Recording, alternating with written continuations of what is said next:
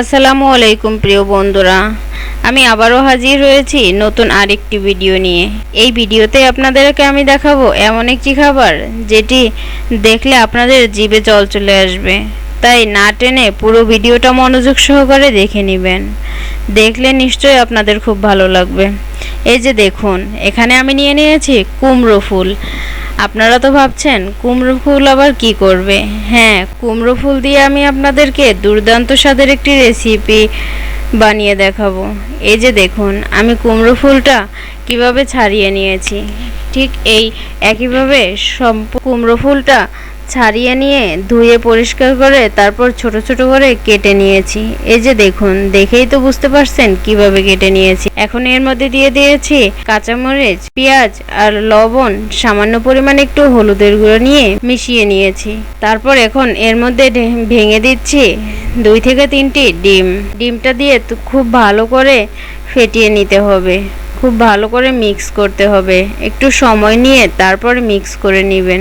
এই যে দেখুন, উপরে কিন্তু একদম ফেনা ফেনা হয়ে আসছে। এইভাবে আপনারাও মিক্স করে নেবেন। তারপর চুলায় প্যান বসিয়ে দিয়েছি। প্যানে পরিমাণ মতো তেল দিয়ে দিয়েছি। তেলটা গরম হয়ে গেছে, তার মধ্যে ঢেলে দিলাম সেই মিক্স করা কুমড়ো ফুল আর ডিমটা। কিছু সময় ঢাকনা দিয়ে তারপর ঢাকনাটা উঠিয়ে নিয়ে এখন উল্টে নিচ্ছি।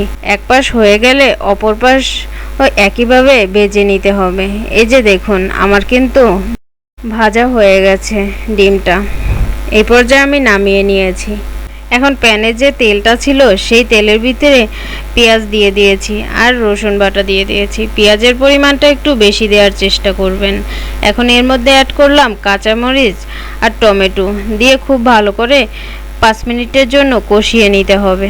5 মিনিট এইভাবে কষিয়ে নেবেন। তারপরে এর ভিতরে অ্যাড করছি লবণ, হলুদের মরিচের গুঁড়া পরিমাণ মতো। এই রান্নাটাতে বেশি মশলার প্রয়োজন হয় না, অল্প মশলাতেই রান্না করলে ভীষণ মজার হয়। তেলের ভিতরে মশলাটা কিছুক্ষণ কষিয়ে নিয়ে তারপর দিয়ে দিচ্ছি পানি। পানি দিয়ে এখন মশলাটাকে খুব ভালো করে কয়েকবার অল্প অল্প পানি দিয়ে কষিয়ে নিতে হবে। আমার মশলাটা কষানো হয়ে গেছে। এখন আমি দিয়ে দিয়েছি পরিমাণ মতো পানি। পানির পরিমাণটা খুব বেশি দেওয়ার প্রয়োজন নেই। পানিটা ফুটে উঠলে দিয়ে দিয়েছি ডিমগুলো।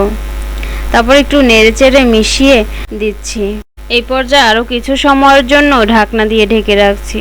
ঢাকনাটা উঠিয়ে নিয়েছি, কিছুটা ঝোল টেনে আসছে।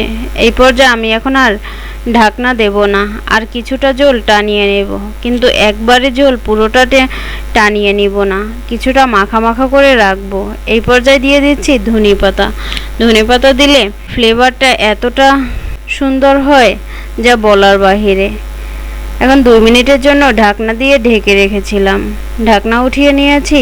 এখন কিন্তু আমার রান্নাটা পুরোপুরি হয়ে গেছে। এই যে দেখুন, দেখতে কতটা লোভনীয় লাগছে, আমার তো জিভে জল চলে আসছে।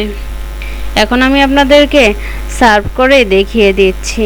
এই রকমের বাসায় আপনারাও একবার হলে ট্রাই করে দেখবেন, খেতে ভীষণ মজার।